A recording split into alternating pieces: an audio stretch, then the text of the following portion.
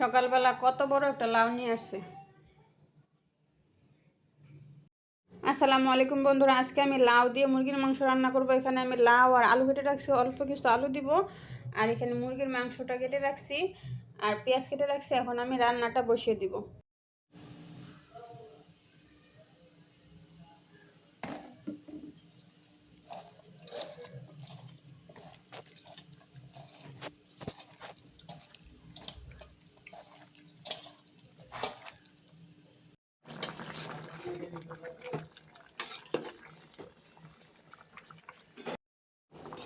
আমার মুরগির মাংসটা রান্না হয়ে গেছে।